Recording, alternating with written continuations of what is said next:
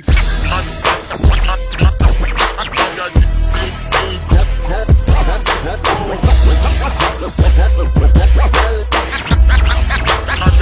Kong in the trunk. King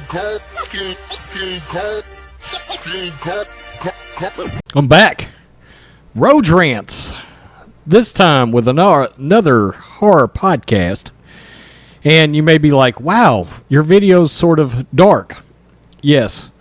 One of my rescues, my original rescue, along with Lucy, rest in peace. They were a package deal. He knocked over my recording lamp, my light lamp, and destroyed the bulb in it. I did not have a backup bulb. Not smart for a YouTuber.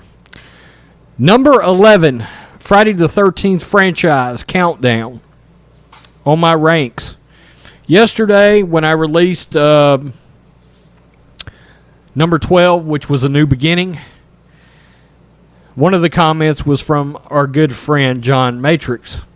By the way, these podcasts are going to be much less formal than a regular video, so I will actually not pay nearly as much attention to the camera because I'm here just to talk about the movie and why I've got it where I've got it, what I liked and what I disliked, and ultimately give you a rating.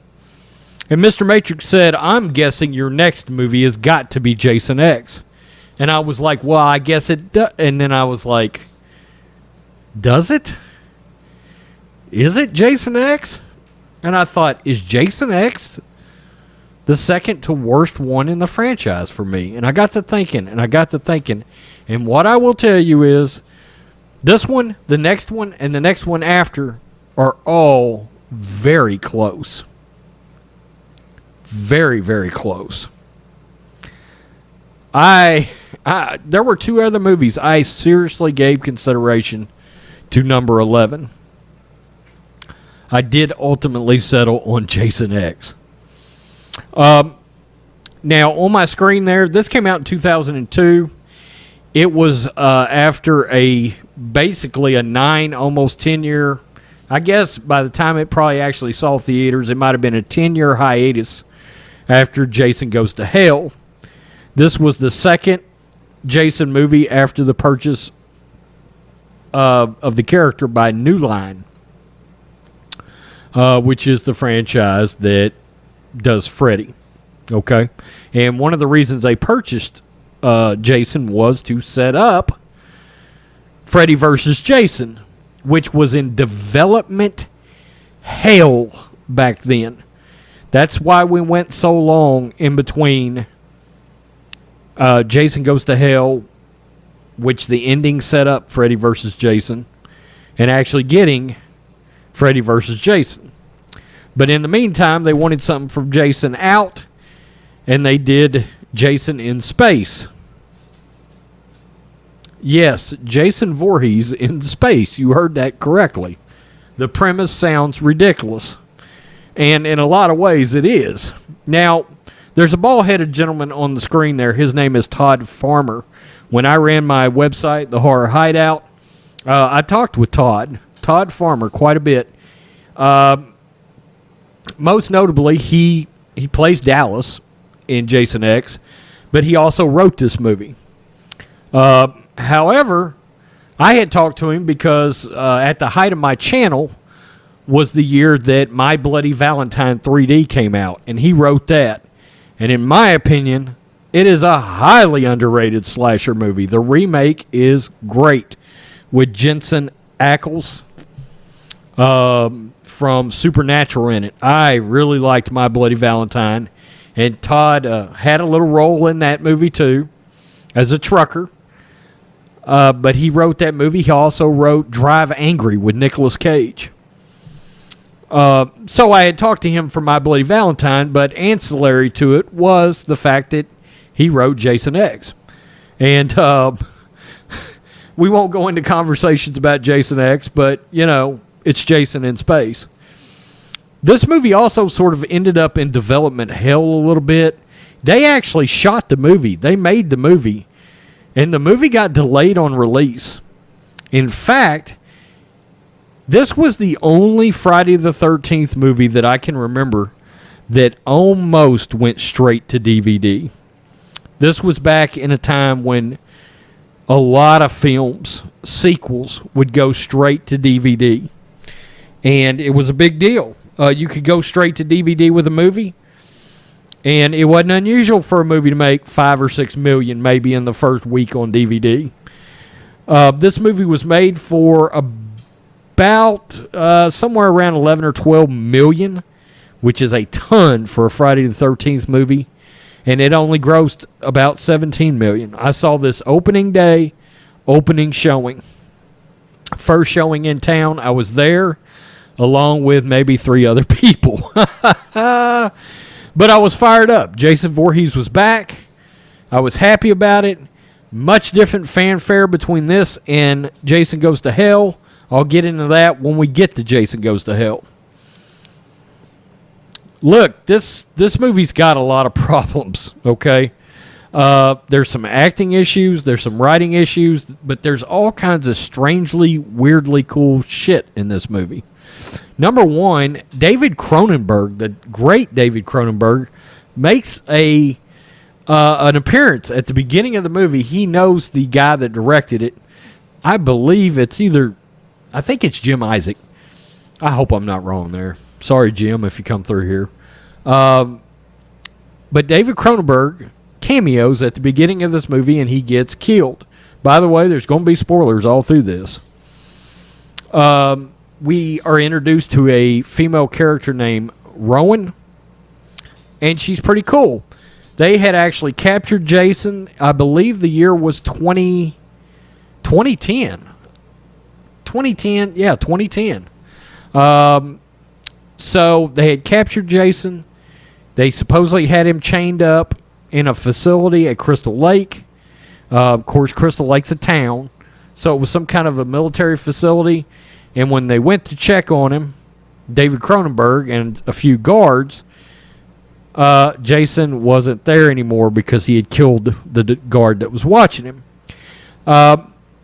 Jason was played by the great Kane Hodder, stuntman, but he's so much more. To the horror community, Kane Hodder is a star. Jason Voorhees, Victor Crowley from Hatchet, the Hatchet series. Kane is beloved. Kane is not my favorite Jason. I'm sorry, Kane. But he's not. But I love his portrayals of Jason. There's just 2 other portrayals I actually like more. But Kane notably gave a lot of personality to Jason. The heavy breathing, the head cock, just some really cool things that Kane added to the role. He made that role his own in A New Blood. And he's really good in A New Blood. He really is. And unfortunately, they didn't give him the best movie to work with here. So, that's not Kane's fault. Kane showed out and did his thing. Now, this movie had some weirdly cool things in it.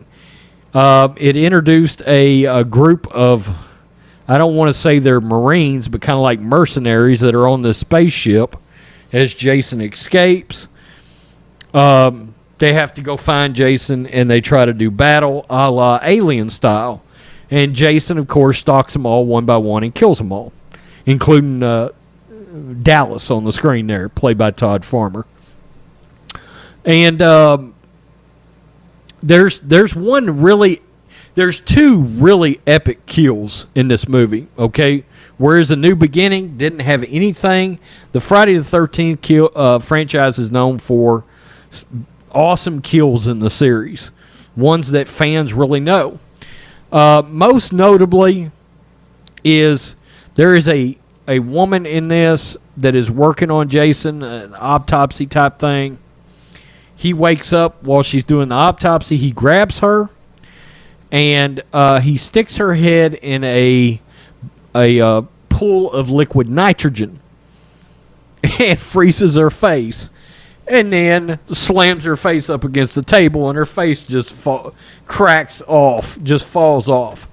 It is absolutely one of the best kills in the Friday the 13th series. Another one is a really cool virtual reality scene that was set up to try to confuse Jason.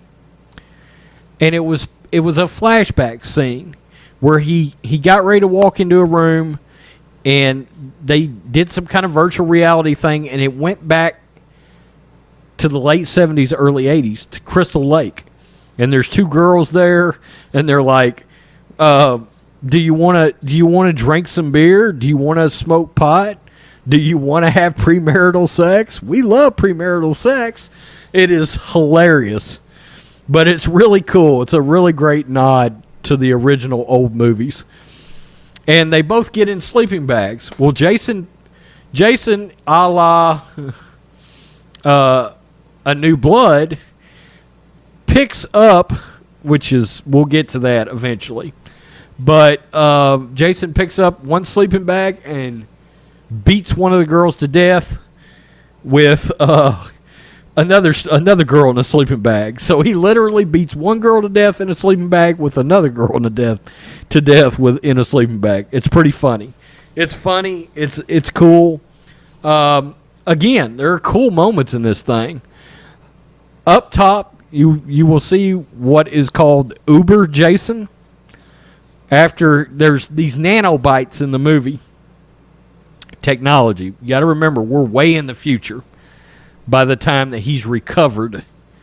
After Rowan gets him down in a cryo chamber, freezes him, but somehow, some way, he sticks his machete through the cryo chamber while it's going off and freezes her, and this group expedition finds him. Flash forward to 2455, I believe. Good God, I can't believe I remember all this shit off the top of my head. I don't know if that's right, but I think it's damn close. 2455, and they decide, hey, this is Jason Voorhees. He's worth money. We're going to take him somewhere. Well, we get, as you know, he wakes up. There's a lot of killings, and there is a lot of kills in this movie. It's something like probably around 25, maybe, something like that. And there's an android. There's an android on board this spaceship, right? And she's a badass. She gets a little upgrade after Jason escapes. And she grabs a couple of guns. And when I'm here to tell you, she whipped the shit out of Jason. And she fucking kills his ass. I mean, kills him. She puts a shot on him, and it blows like 80% of his head clean off. He's deader than shit. Like the final chapter, Jason is dead. Out of there. He's done. And he conveniently falls back onto one of the beds, and the nanobites come out that do repairs on people's body. A guy got his arm chopped off. That thing come out and reconstructed a new arm. Well, after reconstruction, you got it. He comes out looking like the fucking Terminator wearing a hockey mask. Now, one of the things I remember before this came out was it had a really good trailer. The trailer was cool because Drowning Pool, the metal band, was in the trailer playing Let the Bodies Hit the Floor. And it was really badass. I mean, you see him and he like kicks down a door and it's, you know, that music's playing and you're like, oh, I can't wait for this movie to come out. And you're like, oh, God. After I saw it, I was like, oh, God, what happened? But look, again, fun. It was entertaining. It was weirdly entertaining. For a movie that was so terrible, there were parts where, I will say this, they embraced campiness in Jason X. It's like, we know parts of this are just almost ridiculous, but we're going to embrace that. And it helped. It did help. Okay? If the premise and some of the acting wasn't so terrible, the movie might be higher up the list. But there were some characters that I just could not stand, some ancillary characters, the kids that were awful. And I hated them. And I was like, I hope you die soon because you're terrible on screen. I hate to say that about anybody acting, and I know you're not looking, this is not, fucking Shakespeare, but really, really shitty, okay? Really shitty. And they're not given a lot to work with from a screenplay standpoint. And yes, it is ridiculous. Jason turns into the Terminator. And look, I'd like to see Uber Jason and the Terminator go. I would. I'd like to see them go at it. That would have been some shit. Because when he comes back to life, he fucked that android all up.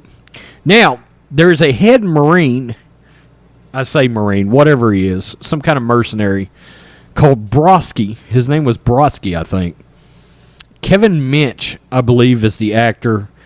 He was either in Spartacus or Rome. One of those two shows. It might have been Spartacus. That was on Starz. Very popular. Well, him and Jason go a little bit. And Jason ultimately takes him. But him and Jason have a confrontation at the end where he sort of saves the day. And Jason burns up as he's entering the atmosphere of some Earth knockoff. And at the end, there's two kids down there, and they're like, "Oh, a shooting star! Let's go investigate." And you see the mask under the water, and you hear like they actually thought they were going to set up a sequel to this trash fire, right? Look, not good, okay, but not terrible. I don't have the kind of hate for this movie that I have for A New Beginning, okay? Like I said, there are things in this movie that are actually entertaining. It doesn't redeem the movie. It's things that are cool. Kill scenes that are cool. The Uber Jason was really cool looking. I mean, they did a great job at that. Gotta remember, if you go back and watch this movie now, you're going to be like, whoa, the special effects are really... They're like a sci-fi movie. A sci-fi original movie is where your special effects are.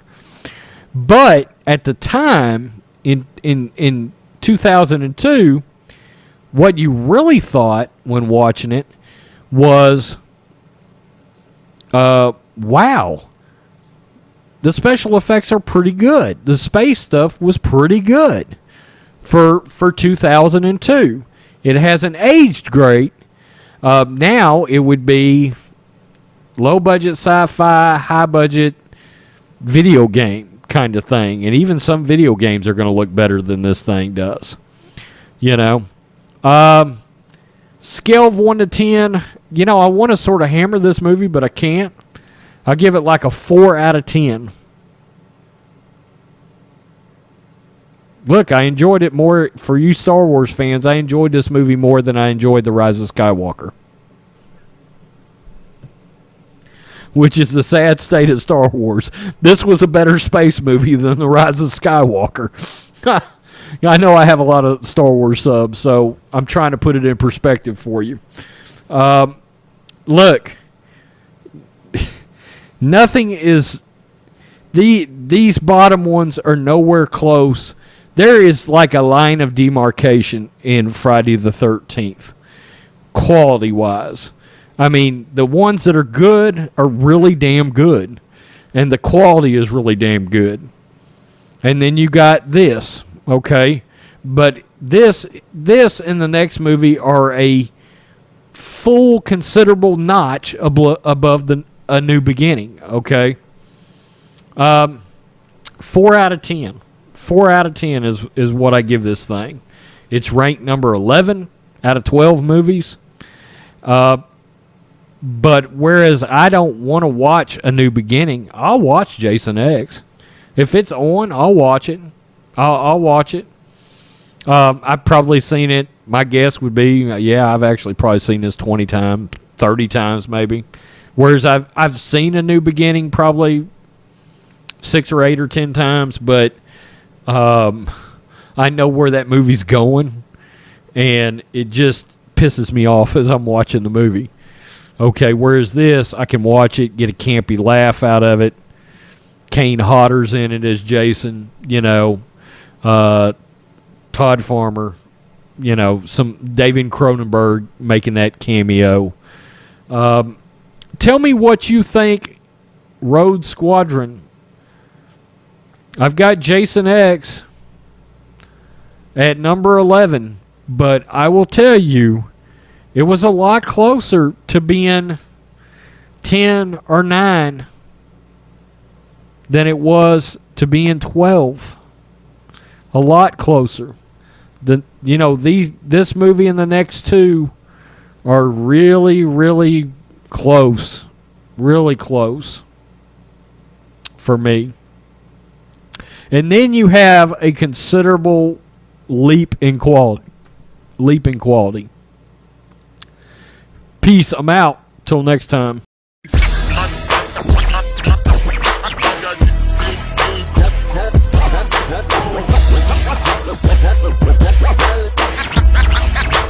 King Kong in the trunk. King Kong, King Kong, King Kong.